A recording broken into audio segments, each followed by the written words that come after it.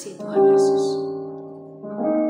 Kasih setiamu yang kurasakan lebih tinggi dari langit biru. Kebaikanmu yang telah kau nyatakan lebih dalam dari lautan. Berkat-Mu Tuhan, berkat-Mu yang telah ku terima, sempat membuatku terpesona. Apa yang tak pernah ku pikirkan, itu yang Kau sediakan bagiku. Terima kasih Tuhan.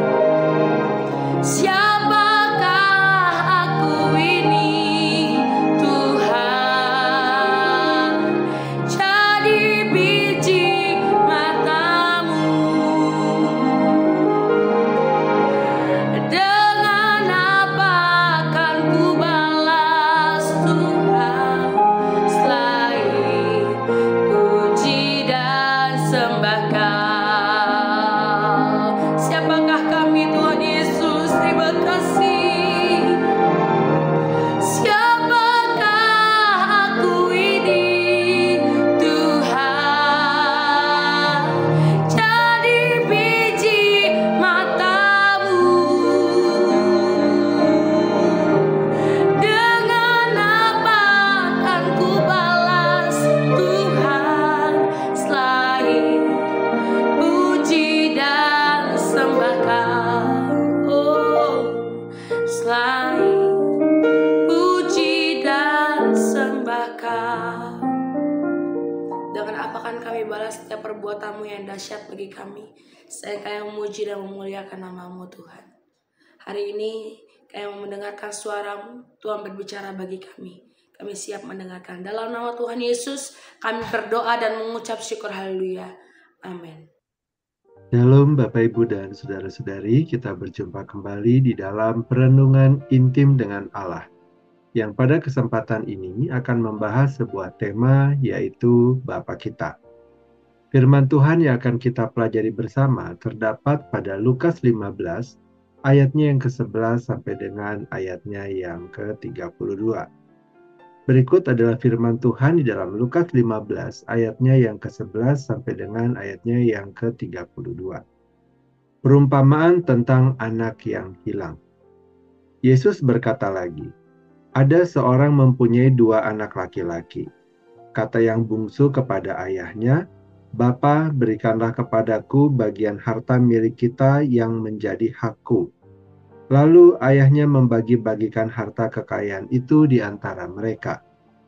Beberapa hari kemudian, anak bungsu itu menjual seluruh bagiannya itu, lalu pergi ke negeri yang jauh. Di sana ia memboroskan harta miliknya itu dengan hidup berfoya-foya. Setelah dihabiskannya semuanya, timbullah bencana kelaparan dalam negeri itu, dan ia pun mulai melarat. Lalu ia pergi dan bekerja pada seorang majikan di negeri itu. Orang itu menyuruhnya ke ladang untuk menjaga babinya. Lalu ia ingin mengisi perutnya dengan ampas yang menjadi makanan babi itu, tetapi tidak seorang pun yang memberikannya kepadanya. Lalu ia menyadari keadaannya, katanya, 'Betapa banyaknya orang upahan Bapakku yang berlimpah-limpah makanannya, tetapi aku di sini mati kelaparan. Aku akan bangkit dan pergi kepada Bapakku dan berkata kepadanya, Bapa, aku telah berdosa terhadap surga dan terhadap Bapa. Aku tidak layak lagi disebutkan anak Bapa. Jadikanlah aku sebagai salah seorang upahan Bapa.' Maka bangkitlah ia dan pergi kepada bapanya. Ketika ia masih jauh, ayahnya telah melihatnya, lalu tergeraklah hatinya oleh belas kasihan. Ayahnya itu berlari mendapatkan dia, lalu merangkul dan mencium dia. Kata anak itu kepadanya, Bapa, aku telah berdosa terhadap surga dan terhadap Bapa. Aku tidak layak lagi disebutkan anak bapa." Tetapi ayah itu berkata kepada hamba-hambanya, "Lekaslah bawa kemari jubah yang terbaik, pakaikanlah itu kepadanya, dan kenakanlah cincin pada jarinya, dan sepatu pada kakinya. Dan ambillah anak lembu tambun itu, sembelihlah dia, dan marilah kita makan dan bersuka cita. Sebab anakku ini telah mati dan menjadi hidup kembali. Ia telah hilang dan didapat kembali." Maka mulailah mereka bersukaria. Tetapi anaknya yang sulung berada di ladang, dan ketika ia pulang dan dekat rumah, ia mendengar bunyi seruling dan nyanyian tari-tarian. Lalu ia memanggil salah seorang hamba dan bertanya kepadanya apa arti semuanya itu. Jawab hamba itu, "Adikmu telah kembali dan ayahmu telah menyembelih anak lembu tambun, karena ia mendapatnya kembali dengan sehat." Maka marahlah anak sulung itu dan ia tidak mau masuk. Lalu ayahnya keluar dan berbicara dengan dia. Tetapi ia menjawab ayahnya, katanya, "Telah bertahun-tahun aku melayani Bapa dan belum pernah aku melanggar perintah Bapa. Tetapi kepadaku belum pernah Bapa memberikan seekor anak kambing untuk bersuka cita dengan sahabat-sahabatku. Tetapi baru saja datang anak bapa yang telah memboroskan harta kekayaan bapa bersama-sama dengan pelacur-pelacur, maka bapa menyembelih anak lembu tambun itu untuk dia." Kata ayahnya kepadanya, "Anakku, engkau selalu bersama-sama dengan aku, dan segala kepunyaanku adalah kepunyaanmu. Kita patut bersuka cita dan bergembira, karena adikmu telah mati dan menjadi hidup kembali. Ia telah hilang dan didapat kembali." Demikianlah pembacaan firman Tuhan. Berbahagialah kita yang mendengarnya dan tekun melaksanakannya. Bapak, Ibu, dan saudara-saudari, di dalam perumpamaan yang disampaikan Yesus di dalam Lukas 15 ayat 11-32 ini, kita diperkenalkan kepada sosok seorang bapa yang begitu luar biasa. Bukan karena kekayaannya, melainkan karena hatinya. Ia adalah gambaran nyata dari Allah yang menjadi Bapa kita. Di balik kisah seorang anak yang meninggalkan rumah dan seorang kakak yang merasa diri benar, tersembunyi rahasia besar tentang kasih ilahi yang tidak pernah lelah mencari, mengampuni, dan memulihkan. Inilah kisah tentang Bapa yang berlari, bukan karena ia lemah, melainkan karena kasihnya begitu kuat hingga meniadakan jarak antara kehormatan dan belas kasihan. Dalam budaya Timur kuno, seorang bapa tidak akan berlari di depan umum. Itu dianggap memalukan, tanda hilangnya martabat. Namun dalam perumpamaan ini, Yesus dengan sengaja menggambarkan seorang bapa yang menanggalkan kehormatannya dan berlari menyambut anak yang pernah mempermalukannya. Ia melihat dari jauh, dan ketika anak itu masih di ujung jalan, ia sudah berlari. Kasih yang demikian tidak rasional, bahkan tidak adil menurut ukuran manusia. Namun disitulah keindahan kasih Allah yang melampaui segala pengertian. Kasih yang tidak menunggu manusia bertobat sempurna, tetapi lebih dahulu menghampiri dengan anugerah yang menembus kebodohan dan pemberontakan. Bapak, Ibu, dan saudara-saudari, anak bungsu dalam kisah itu adalah cermin dari hati manusia yang tersesat. Ia menuntut bagian warisan seakan berkata, "Aku ingin hidup tanpa engkau." Ia mengira akan benar-benar bebas jika jauh dari rumah. Sementara di luar sana yang menantinya hanyalah kelaparan, kehinaan, dan kesepian. Ia menjadi budak bagi majikan yang tidak peduli, bahkan tidak memberinya makanan babi yang ia jaga. Dan ketika ia duduk di tengah kegelapan itu, ia baru sadar bahwa rumah yang ia tinggalkan dulu bukan penjara, melainkan tempat di mana kasih sejati berada, berdiam. Kesadaran itu membawanya bangkit, bukan karena keyakinan diri, melainkan karena secerca harapan pada kebaikan Sang Bapa yang pernah ia lukai. Ia tahu bahwa di rumah itu, bahkan para upahan pun hidup dalam kelimpahan. Ia pun berkata dalam hatinya, Aku akan bangkit dan pergi kepada Bapakku. Disitulah titik di mana kasih karunia mulai bekerja. Bukan karena ia mencari Allah, tetapi karena Allah sudah lebih dahulu bekerja dalam dirinya, menanamkan kerinduan untuk pulang. Ketika anak itu datang, ia tidak membawa apa-apa selain penyesalan. Kata-katanya penuh rasa malu. Aku telah berdosa terhadap surga dan terhadap Bapa. Ia bahkan tidak meminta dikembalikan sebagai anak, cukup sebagai seorang upahan. Tetapi sebelum ia sempat menyelesaikan kalimatnya, Bapa itu sudah memeluknya.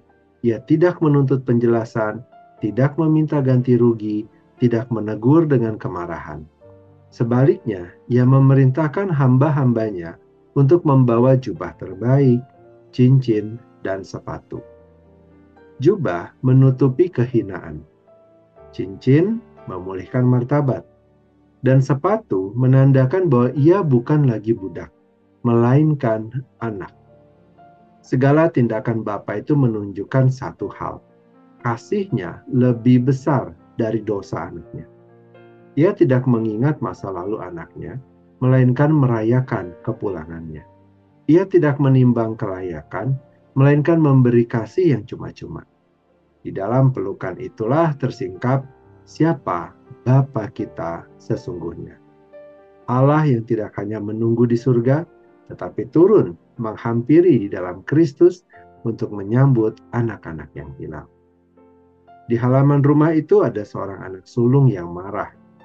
Ia tidak mengerti mengapa Bapa harus bersukacita atas kembalinya si pemboros. Ia merasa diri benar. Ia menilai dengan hitungan jasa. Aku telah bertahun-tahun melayani Bapa dan belum pernah melanggar perintahmu. Katanya ini dengan nada dingin. Ia tidak sadar bahwa selama ini pun ia terhilang. Bukan di negeri yang jauh, melainkan di rumah sendiri. Ia dekat secara lahiriah, tetapi jauh di dalam hati. Ia tidak mengerti bahwa kasih Bapa bukanlah sistem upah, melainkan persekutuan kasih. Di hadapan anak sulung itu, Bapa kembali menunjukkan kasih yang sama. Ia keluar menemuinya, berbicara dengan lembut, dan mengundangnya masuk ke dalam sukacita. Anakku, engkau selalu bersama-sama dengan aku, dan segala kepunyaanku adalah kepunyaanmu. Kata-kata ini bukan sekedar penjelasan, melainkan panggilan. Bapa tidak membedakan kasihnya. Ia ingin semua anaknya menikmati kehadirannya. Bapak, Ibu, dan saudara-saudari, dalam kisah ini, kita adalah anak bungsu yang pernah pergi terlalu jauh, atau anak sulung yang terlalu lama merasa benar. Kita semua dengan cara berbeda telah meninggalkan rumah kasih Bapa. Tetapi Allah tidak berhenti mengasihi.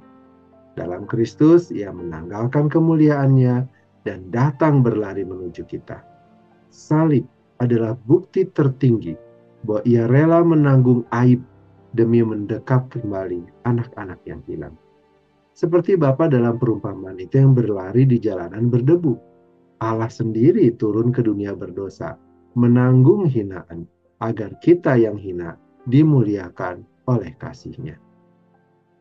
Kasih Bapa yang digambarkan oleh Yesus dalam perumpamaan ini memanggil setiap kita untuk berhenti berlari menjauh darinya dan mulai berjalan pulang. Dalam kehidupan sehari-hari kita dapat menghidupi kebenaran ini dengan mempraktikkan pengampunan sebagaimana kita telah diampuni.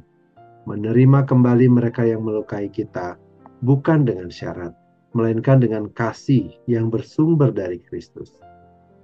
Jemaat dipanggil, kita dipanggil, saya dipanggil untuk menjadi cerminan hati Bapa, membuka tangan bagi yang tersesat, memeluk yang hancur, dan bersuka cita ketika kasih karunia mengubahkan hidup seseorang. Di rumah, di gereja, dan di tengah masyarakat, kita semua diundang untuk menghadirkan kasih itu. Kasih yang tidak menuntut balasan, tetapi mengundang setiap orang untuk pulang kepada Bapa yang penuh rahmat. Mari kita berdoa. Bapa yang baik, kami berterima kasih dan bersyukur kepada Tuhan atas firman Tuhan dan renungan yang telah kami dengar pada hari ini, yang kembali mengingatkan kami bahwa Engkau adalah Bapa yang menyambut kami.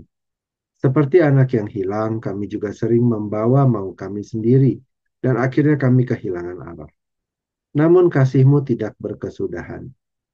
Terima kasih Bapa karena Engkau tidak menuntut kesempurnaan kami sebelum menerima kami, tetapi melalui kasih karunia-Mu, Engkau memulihkan martabat kami yang telah rusak. Ajarlah kami untuk mengenal kembali hati-Mu, agar setiap langkah hidup kami menyukakan Tuhan. Jadikan kami saluran kasih yang memulihkan dan pengampunan yang menyembuhkan. Biarlah hidup kami menjadi kesaksian tentang Bapa yang selalu menanti setiap orang percaya untuk kembali ke rumah Bapa di surga. Terima kasih Bapa. Kini kami kembali memohonkan kepada Tuhan.